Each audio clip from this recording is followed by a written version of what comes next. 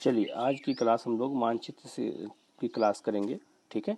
क्योंकि हमने लगभग पूरा सिलेबस करा दिया है, लेकिन हमें मानचित्र के बारे में अभी अध्ययन बहुत सारा करना है कि मानचित्र हम कैसे देखें, मैप कैसे देखा जाए, मैप में क्या क्या देखना है क्या नहीं देखना है।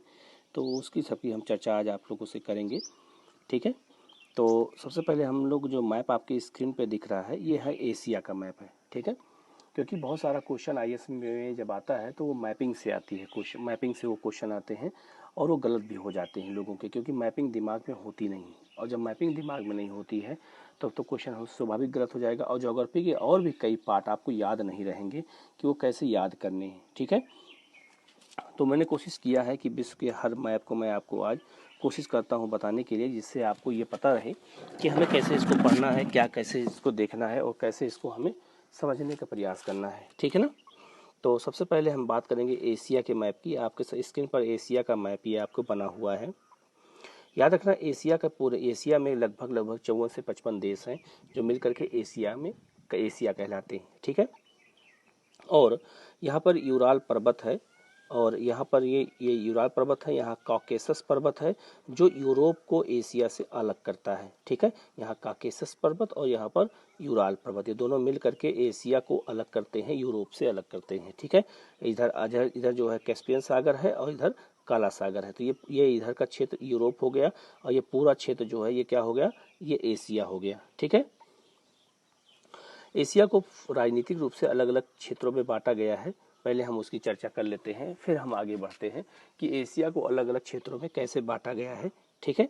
जैसे दक्षिण एशिया, आप लोग इसको नोट भी करते रहना कि दक्षिण एशिया में कौन कौन देश है, पूर्वी एशिया में कौन देश है, पश्चिमी एशिया में कौन देश है, मध्य एशिया में कौन देश है, ठीक है।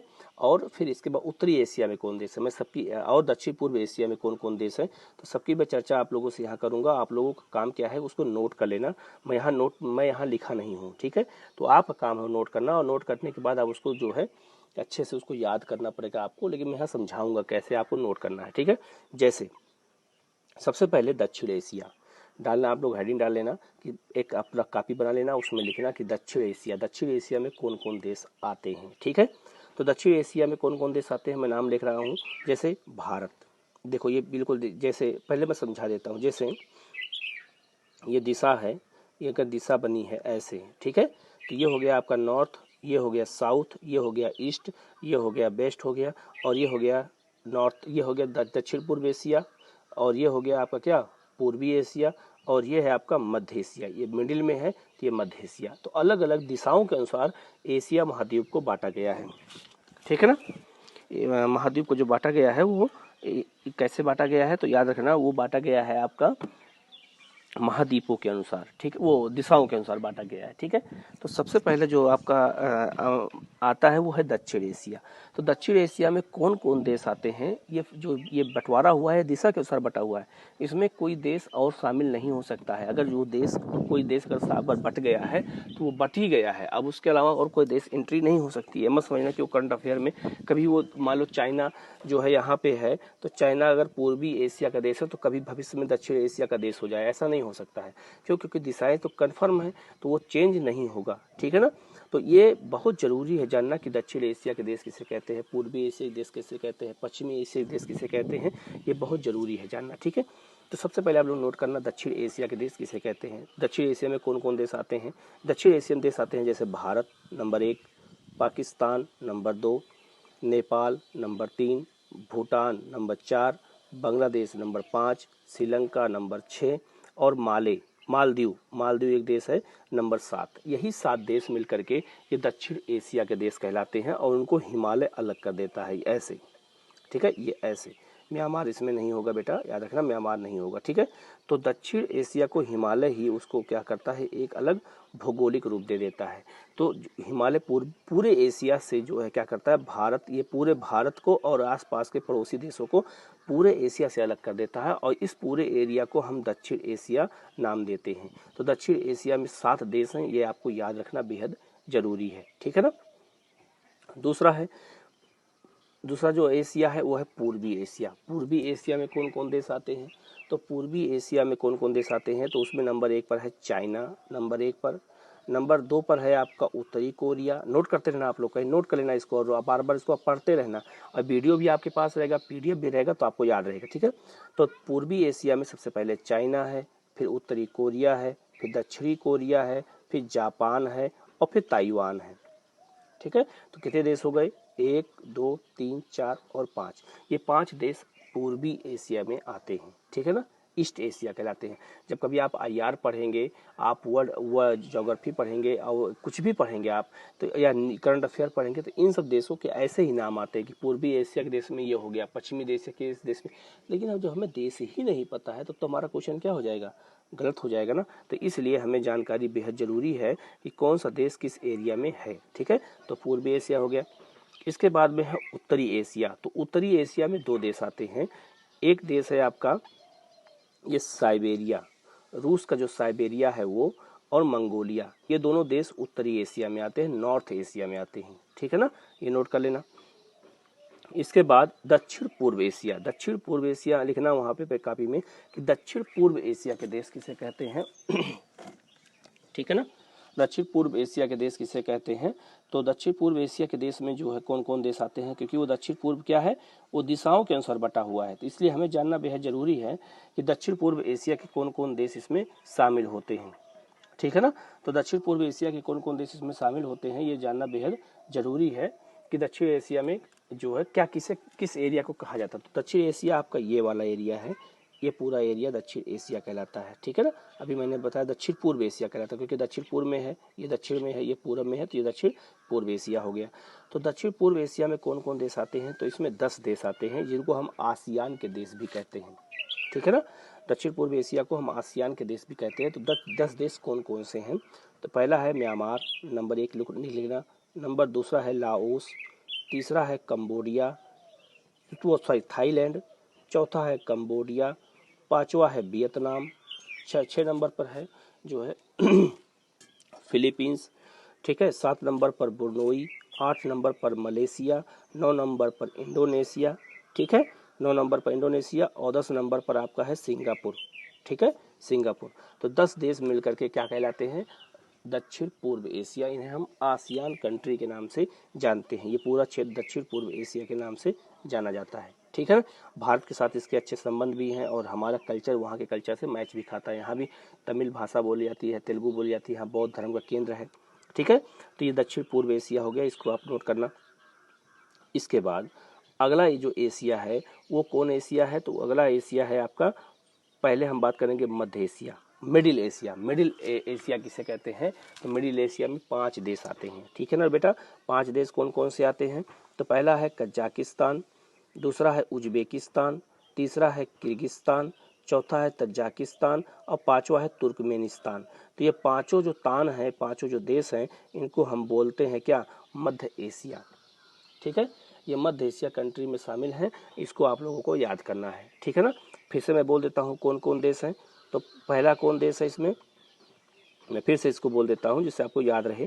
जैसे पहला है कजाकिस्तान, दूसरा है किर्गिस्तान, तीसरा है उज्बेकिस्तान, चौथा है तजाकिस्तान, पांचवा है तुर्कमेनिस्तान। तो ये पांचों देश मिलकर के कहलाते हैं मध्य एशिया, ठीक है।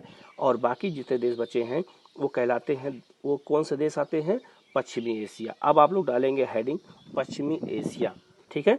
तो पश्चिमी एशिया में कौन कौन देश आते हैं? तो उसमें आता है, जैसे अभी चूंकि ये पश्चिम में है तो पश्चिमी एशिया में आएगा। तो पहला है अफगानिस्तान, दूसरा है ईरान, तीसरा है आपका इराक, चौथा है कुवैत, पांचवा है बहरीन, 6 नंबर पर है कतर, 7 पर संयुक्त अरब अमीरात, 8 पर ओमान, 9 पर यमन, 10 पर सऊदी अरब, 11 पर जॉर्डन, 12 पर इजराइल, 13 पर लेबनान, 14 पर साइप्रस, 15 पर सीरिया, 16 पर तुर्की, 17 पर आर्मेनिया, 18 पर जॉर्जिया, 19 पर अजरबैजान, ठीक है। ये सब देश जो है कौन से देश हैं? पश्चिमी एशिया के देश कहलाते हैं, ठीक है ना।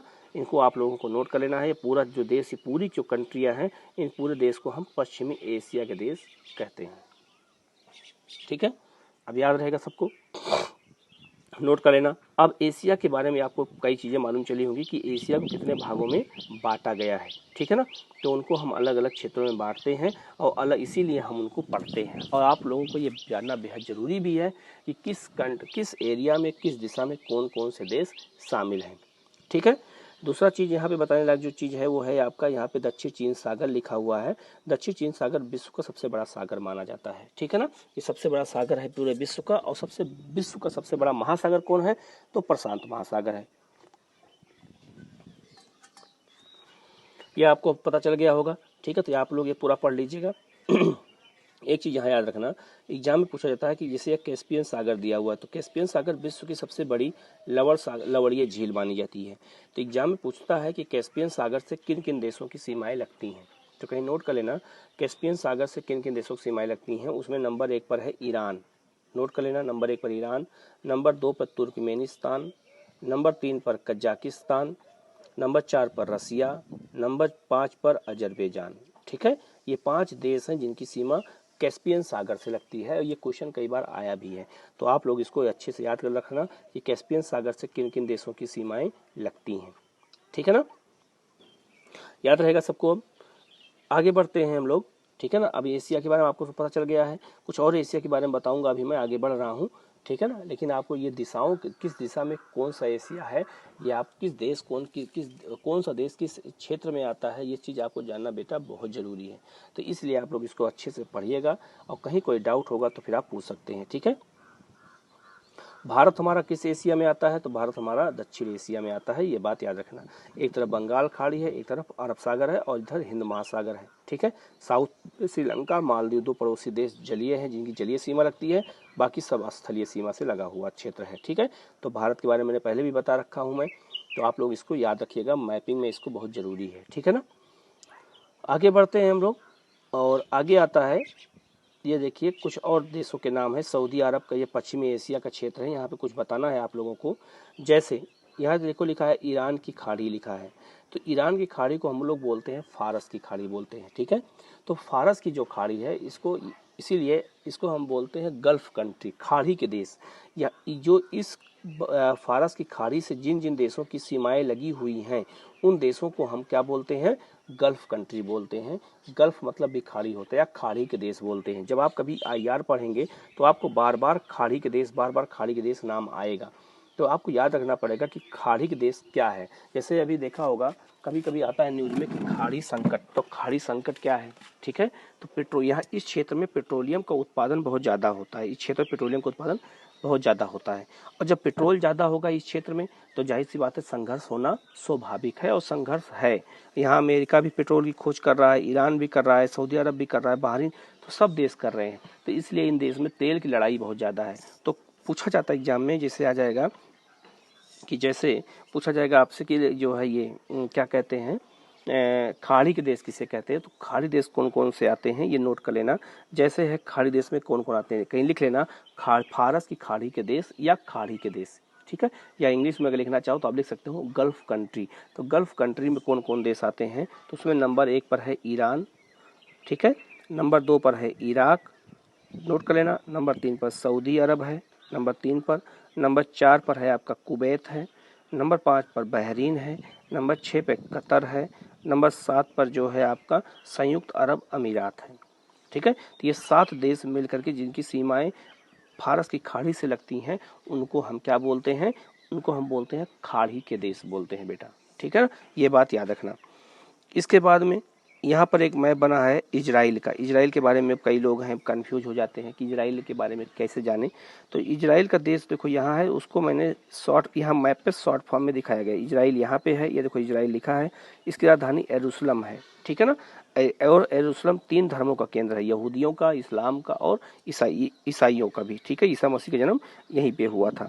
तो ये देश के बारे में बार बार आता है कि लड़ाई क्या, फिलिस्तीन क्या है, ये क्या है, वो क्या है, बता देता हूँ मैं। देखो ये पूरा देश ये जो है ये इजराइल की सीमा बनी हुई है, और इजराइल के कई पड़ोसी देश है, जैसे लेबनान पड़ोसी देश है, सीरिया पड़ोसी देश है, जॉर्डन पड़ोसी देश है, ठीक है। ये सब उसके पड़ोसी देश है, और उसके साथ भी इनका लड़ाई हो चुका है। और अफ्रीका का एक देश है मिस्र, ये भी इसी का पड़ोसी देश है, ठीक है। तो ये सब मिल करके ये इसके बगल में है। यहाँ पर देखो एक लिखा होगा वेस्ट बैंक, ये देखो वेस्ट बैंक लिखा है, और वेस्ट बैंक वाले क्षेत्र में फिलिस्तीनी लोग रहते हैं। फिलिस्तीनी इस्लाम धर्म को मानते हैं। फिलिस्तीनी, फिलीपींस नहीं, फिलिस्तीनी लोग, और वो लोग एक नए देश की मांग कर रहे हैं। फिलिस्तीनी नाम, उस देश का नाम भी फिलिस्तीनी है। तो वेस्ट बैंक के क्षेत्र में वो लोग रहते हैं, जबकि इजराइल के साथ वो झगड़ा है और इजराइल उस देश को देने को तैयार नहीं है। तो अभी उस देश को, जो ये वेस्ट बैंक का एरिया है, इस एरिया में फिलिस्तीनी रहते हैं और उनको वहाँ पे उनकी सब कुछ गवर्नमेंट भी है, सब कुछ है, लेकिन देश की मान्यता अभी तक नहीं मिल पाई है। ठीक है, तो इसीलिए इस क्षेत्र में जो है अभी भी विवाद का कारण इजराइल के साथ बना हुआ है। इजराइल और उसके बीच में मेन लड़ाई जो है वो है किसके साथ? यरूशलेम के साथ है। देखो यरूशलेम के पास सीमा देखो यहाँ चेंज हो गई है। देखो यहाँ पे थोड़ा सा देखो यरूशलेम है और यहाँ सीमा ऐसे मोड़ दी गई है। मुड़ी है नहीं मुड़ी है? तो इसका मतलब है फिलिस्तीन कहता है कि यरूशलेम हमारी राजधानी है और इजराइल कहता है हमारी है, तो उसको लेकर के झगड़ा है। दूसरा एक यहाँ गाजा पट्टी लिखा है, देखो यहाँ गाजा लिखा है, गाजा के क्षेत्र को लेकर भी संघर्ष है। फिलिस्तीनी कहते हैं हमारा है और इजराइल कहता है हमारा है। ठीक है, और इन सब देशों की सीमा किससे लगी है? भूमध्य सागर से लगी है। यहाँ भूमध्य सागर जलवायु पाई जाती है और यहाँ पे ठंडियों में बहुत ज़्यादा वर्षा होती है। ठीक है, और इजराइल जो है एकमात्र देश है जो यहूदियों का देश है। विश्व में एक ही मात्र देश है जो यहूदी यहाँ पाए जाते हैं। ठीक है, तो यही लड़ाई है किसके साथ में? आपका जो है फिलिस्तीनियों के साथ में। यही इजराइल का मैटर है। तो ये क्वेश्चन यूपीएससी, ये पूरा क्षेत्र यूपीएससी के लिए बहुत फेवरेट क्षेत्र है और यूपीएससी यहाँ से क्वेश्चन हमेशा पूछता है। इस एरिया से हमेशा क्वेश्चन हमेशा पूछता है, तो इसलिए आप लोगों को इस क्षेत्र के बारे में जानकारी होना बेहद जरूरी है। ठीक है ना, याद रहेगा सबको। इसके बाद आगे बढ़ते हैं, आते थोड़ा जापान के बारे में आप लोगों को बता देते हैं। जापान के बारे में, जापान तो पता होगा कि एशिया का ऐसा देश है जो बहुत विकसित देश है, लेकिन इसके ऊपर हिरोशिमा और नागासाकी पर बम गिराया गया था और पूरा का पूरा देश जो है नष्ट हो गया था। ये आपको पता होगा, देखा होगा। पूरा उस क्षेत्र, देश नहीं सॉरी, वो पूरा क्षेत्र नष्ट हो गया था। लेकिन जापान जो है ये एक आइलैंड है। जापान क्या है बेटा? एक आइलैंड है जिस पर 4 आइलैंड मिल करके बड़े बड़े 4 बड़े आइलैंड हैं जो मिल करके जापान का निर्माण करते हैं, जापान को बनाते हैं। ठीक है, कौन कौन से आइलैंड है? तो पहला आइलैंड है होkkaido। ये पूरा क्षेत्र होkkaido आइलैंड कहलाता है, ये होkkaido आइलैंड है। तो जापान का जो पहला आइलैंड कौन सा है? होkkaido है। बाकी छोटे छोटे बहुत सारे आइलैंड हैं, उनकी चर्चा नहीं कर रहा हूँ मैं अभी, जो बड़े आइलैंड हैं उनकी बात कर रहा हूँ। तो 4 बड़े आइलैंड, 4 बड़े द्वीप मिल करके जापान का निर्माण करते हैं। जैसे सबसे पहले हो गया आपका कौन? होkkaido आइलैंड हो गया, ये पूरा क्षेत्र होkkaido कहलाता है। ठीक है, दूसरा आइलैंड क्या है? दूसरा आइलैंड है होन्शु आइलैंड और ये पूरा क्षेत्र होन्शु आइलैंड कहलाता है और ये ऐसे, ये पूरा होन्शु आइलैंड है। तीसरा है शिकाकू आइलैंड, ये पूरा जो है ये पूरा होन्शु आइलैंड ये पूरा है, ये पूरा यहाँ से लेकर के ये पूरा है शिकाकू आइलैंड, ये पूरा है शिकाकू आइलैंड है। और ये नीचे जो है क्यूशू आइलैंड है, ये क्यूशू आइलैंड है। ठीक है, तो जापान का सबसे बड़ा आइलैंड कौन सा है? होन्शु आइलैंड है और उसकी राजधानी टोक्यो इसी आइलैंड पर स्थित है। तो पूछा जाएगा एग्जाम में कि जापान में कितने आइलैंड हैं? तो जापान में 4 आइलैंड है जो मिलकर के जापान का निर्माण करते हैं। अब उनको अगर हम साउथ से नॉर्थ की ओर चलें, ऊपर की ओर, तो सबसे पहला कौन पड़ेगा? होन्शु, फिर शिकाकू, फिर कोन्शु, होन्शु और अंत में होkkaido। सबसे ऊपर क्या पड़ेगा? होkkaido। ठीक है, तो 4 आइलैंड हैं जो मिल करके जापान का निर्माण करते हैं और इसमें जो है सबसे बड़ा जो आइलैंड है वो होन्शु आइलैंड है, ये बात याद रखना। ठीक है, जापान में लोहा नहीं पाया जाता है, जापान में पेट्रोलियम थोड़ा बहुत पाया जाता है, जापान में जो है टेक्निक बहुत अच्छी है। ठीक है, और इसका 2 शहर देखो, एक है नागासाकी यहाँ पे, एक है हिरोशिमा। नागासाकी और हिरोशिमा पे जो बम गिराया गया था वो देखो यहाँ पे जो गिरा है वो आप देख सकते हैं। जो शहर कौन है? ये देखो यहाँ हिरोशिमा है और एक यहाँ है नागासाकी है। ठीक है, यही 2 शहर थे जहाँ पे बम गिराया गया था। ठीक है, तो हिरोशिमा किस आइलैंड पर है? होन्शु पर है और नागासाकी किस पर है? क्यूशू पर है। तो 4 आइलैंड जापान है जो जापान का निर्माण करते हैं। ठीक है ना, ये याद रखना। इसके अलावा जापान का एक शहर है यहाँ पे टोक्यो, जो उसका शहर भी है।